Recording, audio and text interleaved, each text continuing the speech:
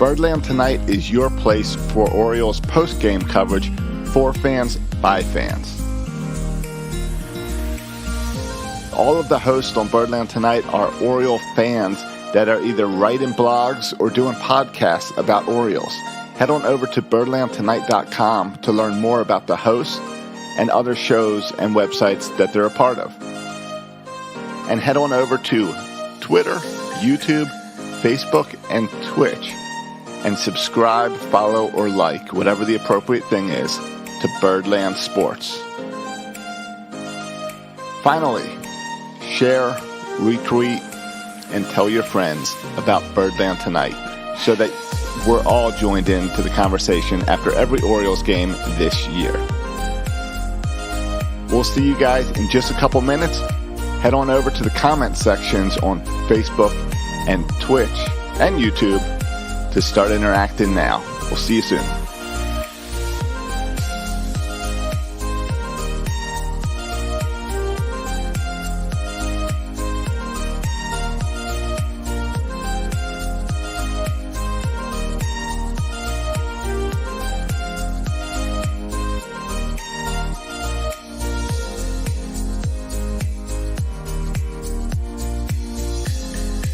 Did you know Birdland Tonight is also a podcast? Head on over to your favorite podcast app and subscribe to Birdland Tonight to get the audio of this show every morning ready for your commute.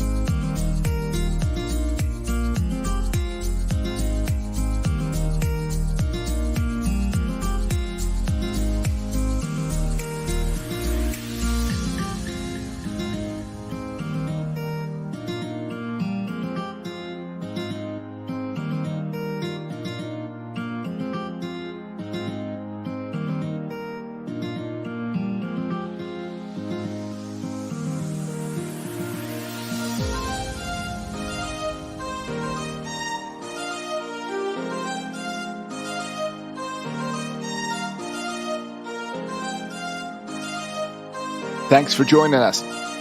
We'll get started in just 1 minute. Make sure that you have subscribed to us on your favorite social media. Look up Birdland Sports on Twitter, Twitch, YouTube, and Facebook. Like, follow, retweet, share. See you in a moment.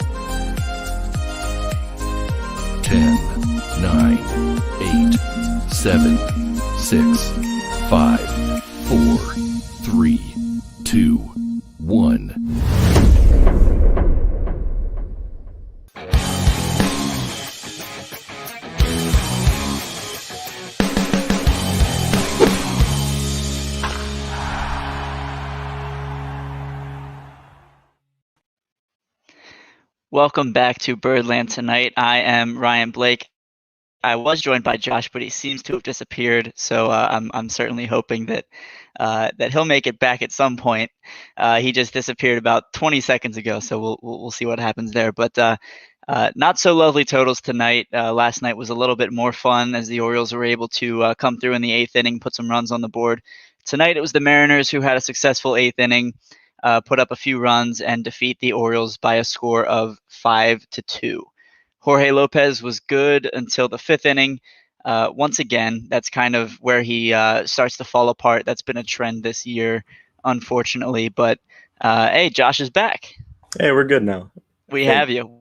is the camera Welcome. going? It's your Birdland Tonight debut, and thanks for joining me on the show tonight. We're excited to get this going. Um, I was just kind of mentioning that Jorge Lopez was good until the 5th when he started to fall apart there a little bit. He walked the 7 and 8 hitters, gave up a single to the number 9 hitter, and then was pulled for Adam Plutko, who was good in relief once again, as was Paul Fry, and then it all fell apart when Travis Lakin Sr. came in the 8th inning. Are you with me?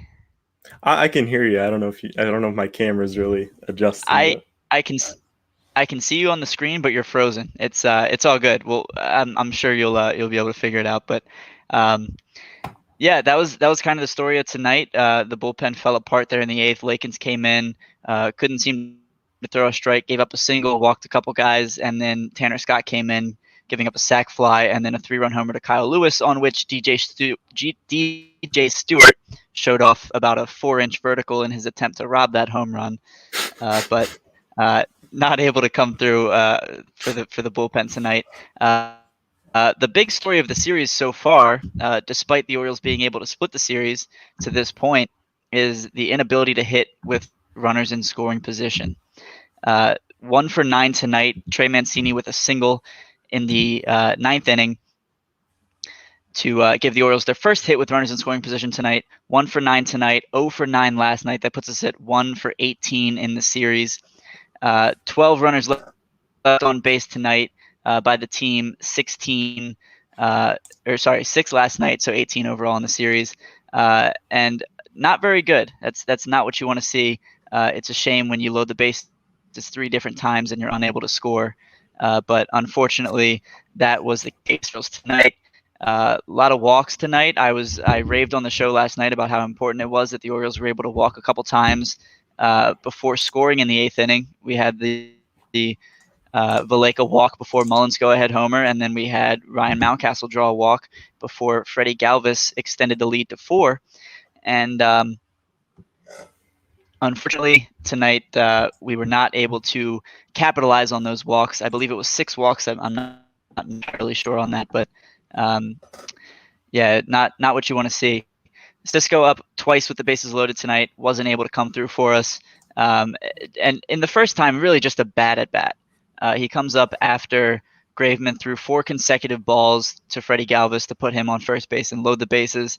And then Cisco swings at the first pitch, gives us a little dribbler right back to, I don't even remember who fielded it and threw him out, but not a great, not what you want to see from Cisco there. And then comes up again in the 8th inning with the bases loaded and hits a little weak ground out to second base. Let's see. We got some comments rolling in here. People are staying awake tonight. I'm just gonna go ahead and say that I disagree with this one. Lakin struggled tonight, but he's been fantastic so far this season. We will see what happens with him in the future. But you kind of expect some regression to the mean at some point. He's been very good, but he's kind of outperforming his peripheral stats to this point. And he's not going to come out and do fantastic every night. But I think so far this year he's been pretty solid. Lakins was a guy we saw with he had a lower, he had an ERA that was lower than, I don't know, his WHIP. I forget the stat, but he was definitely expected to have this regression to the mean. And I mean, we were going to see it at some point, but I mean, he's been really good so far this year. Just I think he gave up 2 runs last time he was out, or at least before tonight, throughout the whole season. But I mean, he's been good up till tonight. We haven't seen him just completely go unhinged like this, or just loses control completely. But let's see how he recovers from this. Yeah, we'll see. It's a long season, and Lakins has certainly shown signs of improving. His curveball has been pretty solid, but overall, you want to see a little bit more out of the bullpen, especially in a close game. Of course, not every night's going to be your night. I do see some comments rolling in about the minor leagues. We are going to dive into that a little bit. But I did want to mention on on the note with Chance Sisco, certainly struggled at the plate. But if there is something to applaud Sisco for, it's his ability to throw out runners on the bases. And so far this season, he's 5 for 6 throughout his 5th runner tonight.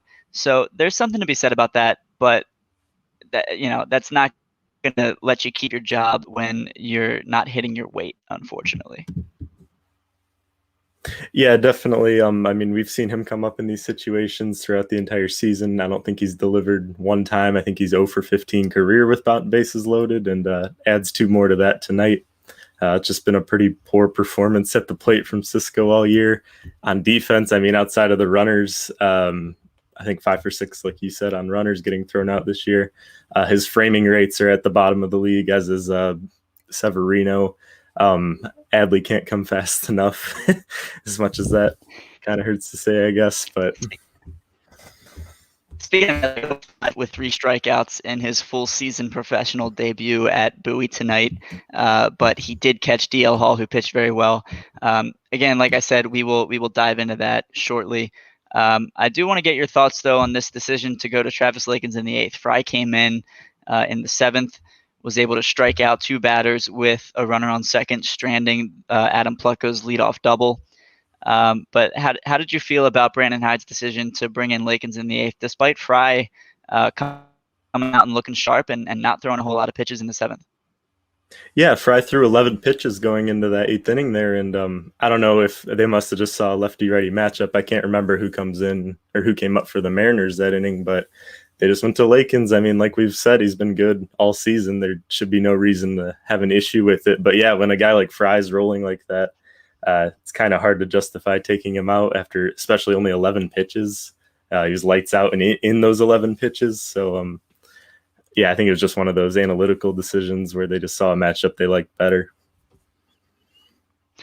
Yeah, I mean, like we've kind of touched on, not every night's going to be your night, and Lakins has been pretty solid. I don't necessarily hate the decision. I certainly don't love it, but that's not going to happen every night. And then Tanner Scott comes in, and yeah, that was not a great pitch to Kyle Lewis, reigning American League Rookie of the Year, that went ahead and put the game out of reach.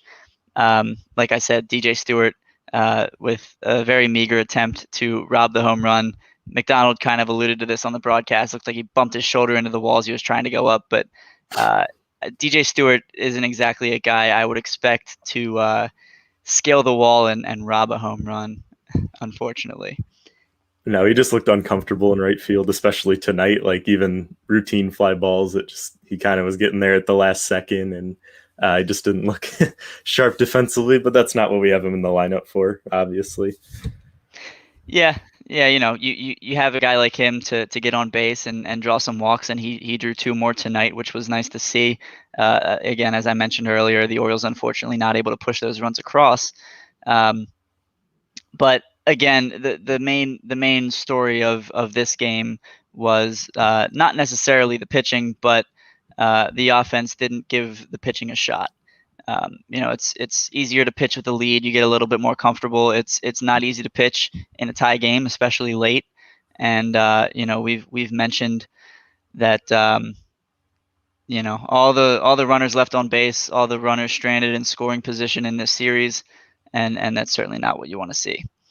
Yeah, and a guy like Jorge Lopez, who it wasn't his best start of the season, but certainly one of his best starts of the season. Like you said, he goes 4 2/3, gives up 1 earned run. I was actually tracking his pitches per inning and his strike percentages in those innings. In the first inning, he goes 80% on strikes, only threw 10 pitches, no base runners. Second inning, 15 pitches, almost 70% strikes, only gave up 1 base runner. 9 pitches in the third, same rate of strikes. And in the fourth, he got into a little trouble. That was when Seager hit the homer. He had 23 pitches in that inning, 13 strikes. The rate was going down for sure. Went from almost 70 to about 57% there just between innings. And in the fifth, right before he got taken out, he threw 19 pitches, allowed 3 base runners, had 9 strikes out of that. So, I mean, this is kind of something we see with Lopez. He just gets wild as it goes on. Perfect long reliever. Yeah. Unfortunately, that's not what the Orioles needed out of him tonight. But I've seen a few comments roll in like this one from Madison. It would have been nice for Lakins to do a little bit better tonight. But yeah, as we've alluded to, the biggest issue that we had tonight was not being able to drive in runs, leaving guys on base. It happened last night. We got away with it. It happened again tonight, and we did not. And unfortunately, that's been kind of a common theme for the Orioles this year, and hopefully it's not a trend that we're going to continue. But we shall see. And then I've got to give a shout out to my guy Sean tuning in from Facebook. What's up, Sean? Anyway, let's talk about some Orioles down on the farm today. As I mentioned on the show last night, and as you all are well aware, it was minor league opening day. We had the AAA Norfolk Tides, AA Bay Sox, Single A. Sorry, I'm still learning who's where. High A Aberdeen and Low A Delmarva all in action tonight. So I'll give you guys a little rundown for those of you who may not know what happened in those minor league games tonight. We'll start with the good news. The AA Bay Sox defeated the Altoona Curve by a score of 2-1. DL Hall, 4 1/3 innings pitched, gave up 2 hits, 2 walks, struck out 10 on 74 pitches. That's a very nice outing for Mr. DL Hall in his AA debut.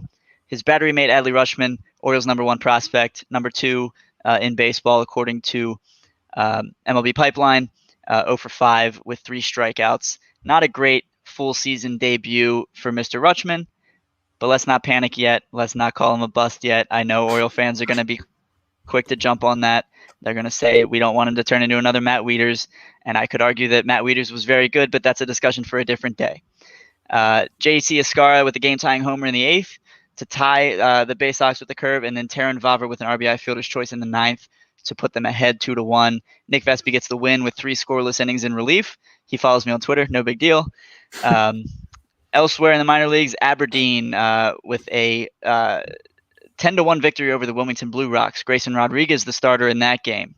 4 innings pitched, 1 hit, 2 walks, 5 strikeouts on 63 pitches.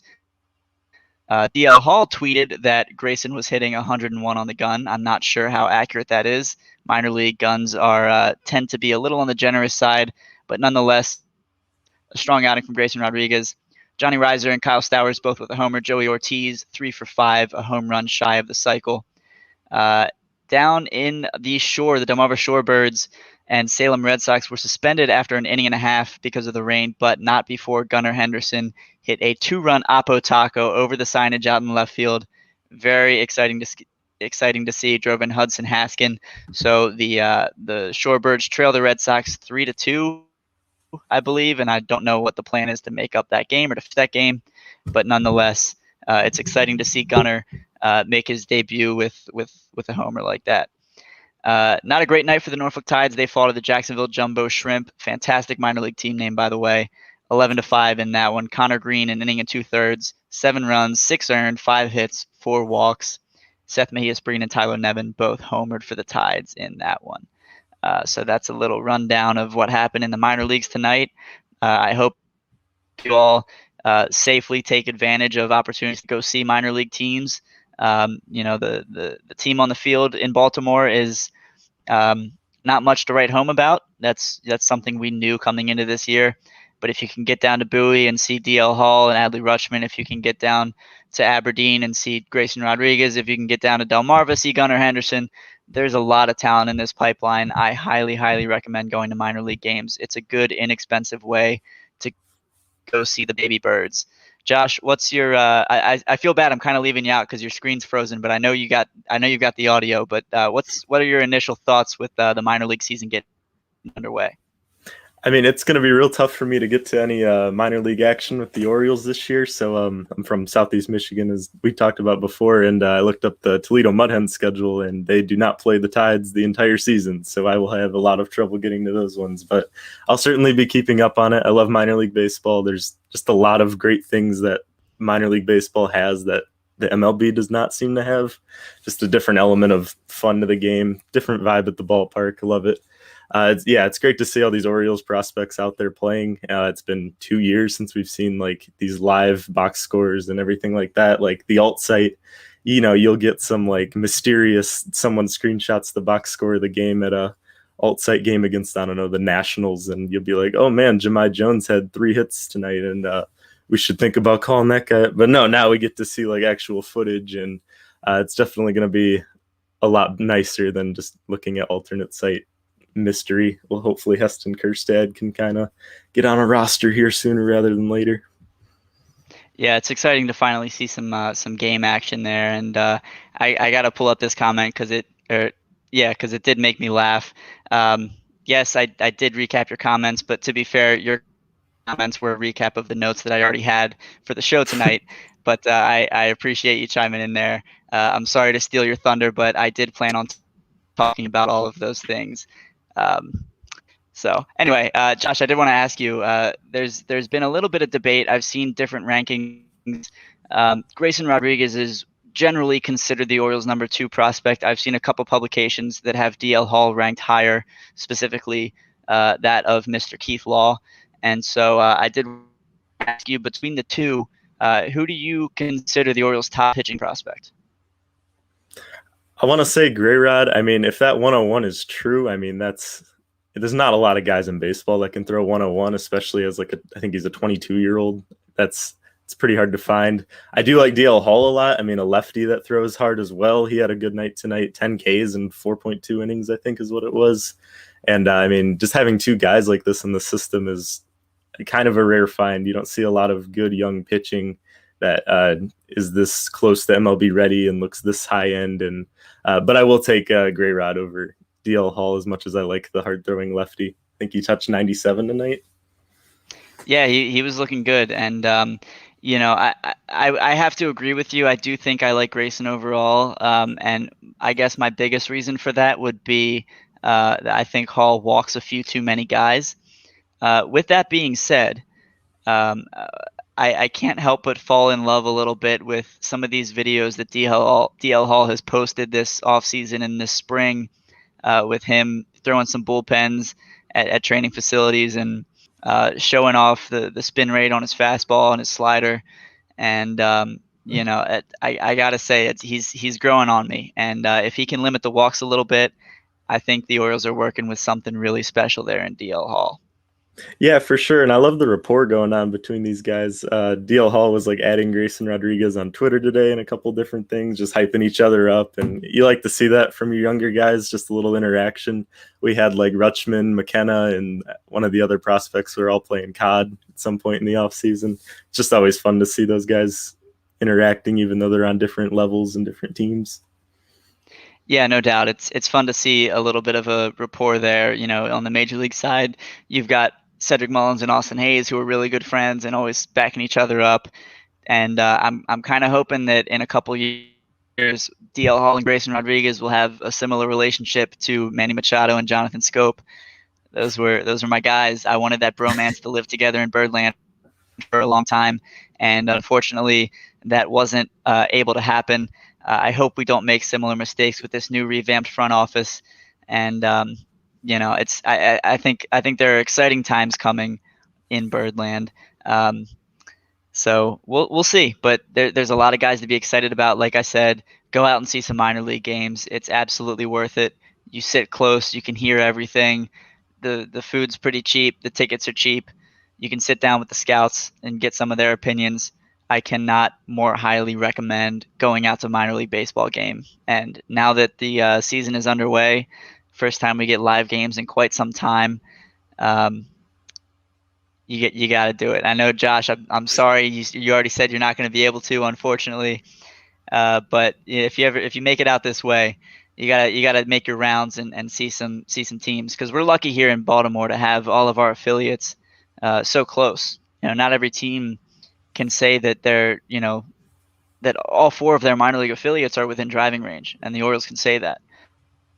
The Nationals, I honestly couldn't tell you if this is still the case, but up until last year, the Nationals AAA team was in Fresno, California, and that's the other side of the country. So the Orioles are very lucky to be able to have all of those teams in such a close proximity. Yeah, for sure. I think they were ranked 2nd overall. I think the Nationals ended up hopping over the Orioles. I think they moved their AAA team, but Cleveland's in the same boat where they're all within the same state pretty much. And yeah, everything for Baltimore is just right there within a couple hour driving. Yeah, and it doesn't surprise me that the Nationals would move AAA a little closer. Madison in the comments mentions that the Nats are in Rochester now, which makes a ton of sense for them. Yeah, Cleveland got everybody within, I think, an 8-hour drive. I knew that before going into 2019. I kind of knew where the teams ranked, but yeah, again, just to reiterate, everybody's so close. It's exciting to see. I've got the scores on the bottom ticker of the broadcast tonight, just to kind of let people see what's going on in the minor leagues. I plan on continuing to do that when I'm here on the broadcast. But it's exciting for sure. And when the major league team is not as good as you want it to be, go out and see the young guys. Go see the players that are going to be on the team the next time the Orioles are competitive, which hopefully won't be for more than a couple years. Josh, I have run through my notes. It was a pretty uneventful Orioles game tonight. I kind of went through everything I wanted to recap on the minor league side. Was there anything that you wanted to touch on or add to? I mentioned the Jorge Lopez like pitches per inning thing with like his strike rates and everything. I was seeing how the offense did against Justin Dunn tonight. He kind of got the best of us when we did that doubleheader a couple weeks ago. But it looked like early the Orioles were getting to him pretty well. I mean, we made him throw 20 pitches in the first, 25 in the second, 4 base runners between the 2 innings, and after that it just dropped off. He threw 9 pitches in the third, 11 in the fourth, 8 in the fifth, and got 1 out in the 6th, but threw 15 pitches there. But obviously they took him out.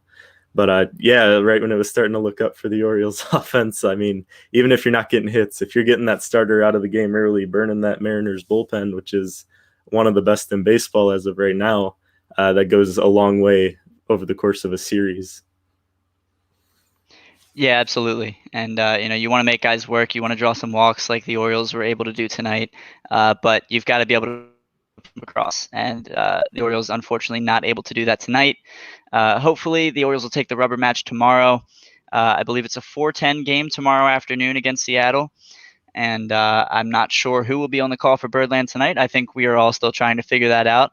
But Josh, I'm glad you were able to make your debut. I'm sorry that we can't. I'm sorry that your face is frozen. But I'm glad you were able to contribute nonetheless, and I wish I knew more about troubleshooting these technical difficulties. I'm sure Josh is asleep; otherwise, he would be around to help us out. But we'll hopefully it works out a little better next time. But I appreciate you joining me on the show tonight, so that I didn't have to do this one alone. Yeah, I promise I'm enthused, even though my still image this whole time has been very not enthused. But yeah, thanks for having me on. I don't think it was a depressing evening of Orioles baseball. I mean, we got the guys on base. So just Francisco is like single-handedly responsible for the offense. Yeah, and like I said, I'm just glad that minor league baseball is back, if I'm being honest. But that's Josh. Sure. I'm Ryan. Thank you all for tuning in to Birdland tonight. And we'll be back after every Orioles game, as always. And we're looking forward to the next one. Take care, everybody. Yep. See you guys.